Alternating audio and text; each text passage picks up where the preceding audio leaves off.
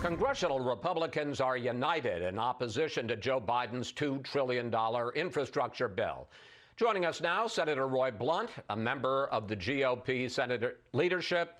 Senator, welcome back. Chris, great to be with you today. So you just heard my conversation with Brian Deese, and here was President Biden this week selling his plan. Take a look. It's not a plan that tinkers around the edges.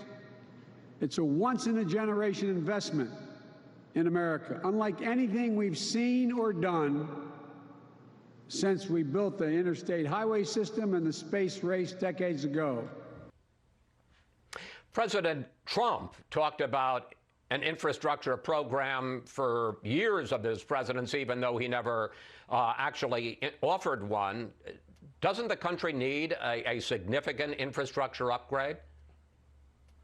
Oh, absolutely. You know, location, geography, one of our great advantages. We need that. It was sort of the great white whale of the last 10 years, frankly. Neither President Obama or President Trump could seem to get this moving in the right direction.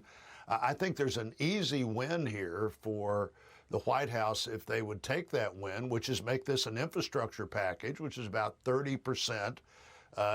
Even if you stretch the definition of infrastructure some, it's about 30% of the $2.25 trillion they're talking about spending.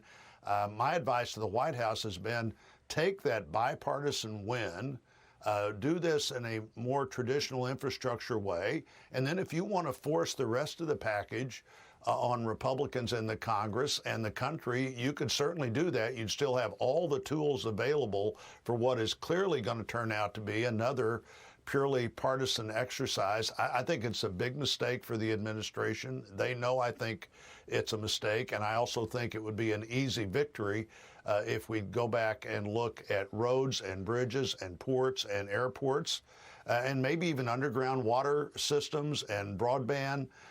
You'd still be talking about less than 30% of this entire package, and it's a easily doable 30%, I think, Chris.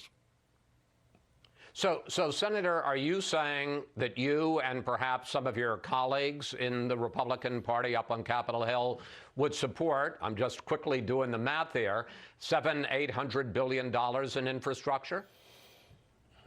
Well, I think 30% is about $615 or so billion. I think you can do that, and with some innovative things like looking at how we're going to deal with the electric vehicle use of the highway system, what we can do with public-private partnerships. In past Congresses, Senator Bennett, a Democrat from Colorado, and I have introduced that kind of legislation, as Senator Warner from Virginia and I have, where you could get the traditional funding sources and add a few things to them and have a real infrastructure package. We need that. It will have huge economic impact. I thought it was interesting, this whole concept. Well, we also need an infrastructure of care. Obviously, Democrats have figured out that infrastructure is something we need and something that's popular, and so they're trying to take 70% of this bill and call it infrastructure in a new way than we've ever talked about infrastructure before, and that means you're looking at another partisan package, just like we had with COVID, which, by the way, only a fairly small percentage of that package really dealt with COVID. It was income to states, it was lots of things, but not what the much-needed title of the bill said they wanted to do. Well, okay, so let's say it's $600–700 billion. One of the questions they're asking at the White House, because Republicans have come out against raising the corporate tax rate, how would you pay for it? Mm-hmm. Well, I think I just answered that. You know, we've traditionally played for infrastructure and some kind of reasonable user structure.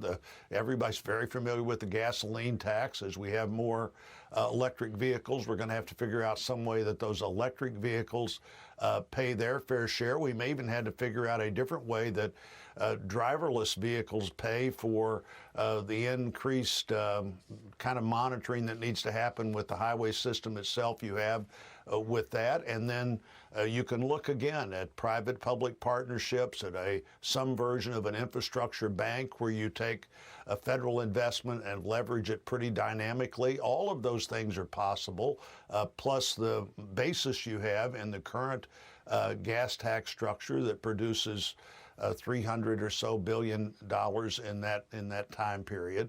And I think it's very doable. Whatever it would be a true bipartisan discussion, as opposed to asking every Republican in the Senate who was there in 2017 to change their mind on a tax package that, frankly, I think had a lot to do with that 3.5% unemployment rate we had a year ago when COVID started.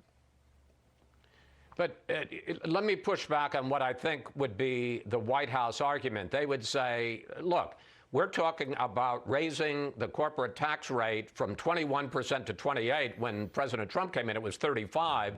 So it's still a tax cut from where it was in 2017. And instead, Senator Blunt and the Republicans are saying, instead of raising taxes for big corporations, well, let's tell the average person, the working class person, you're going to have to pay more for taxes. If you drive more on the road, you're going to have to pay more in a mileage fee, or you're going to have to pay more in tolls. They're going to say they're protecting the fat cats and putting it on the backs of the working class. Well, I think people have always accepted the user tax concept of the transportation system. And on the tax bill itself, the proof we're in the numbers. We saw the economy growing in a dynamic and dramatic way. We saw businesses thinking about how they could restructure themselves back into American corporations with a more strong basis in this country and the supply chain. All those things were happening. We had a 3.5% unemployment rate as we were a couple of years into that tax package. And remember, the corporate rate we did just got us in the mid-level of the corporate rate for the countries around the world. If we went back to 28%, we'd be, I think, number 2 in the world in corporate taxes. Other countries saw the success we were having, and many other countries that we compete with reduced their corporate rate to try to keep their jobs at home rather than seeing those jobs come to the United States of America.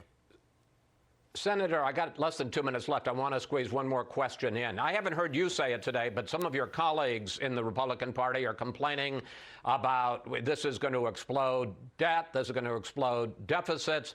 And I want to put up what the Republican record is on those. During the Trump presidency, even before the pandemic, the national debt increased by more than $3 trillion. And in 2017, every Republican in the Senate, including you, voted for the big Trump tax cuts, which cut revenue by almost $1.5 trillion. So I guess the question is, when I hear, for instance, Mitch McConnell talking now about, well, debt and deficits, hasn't the Republican Party, haven't you lost your credibility on this issue? Well, I don't think anybody has a very good record for the last decade on this. I think the deficit under the Obama years and the Trump years are very similar. The tax cuts, however, in real revenue produced more revenue. In static revenue, they wouldn't, because you couldn't anticipate the kind of growth we had.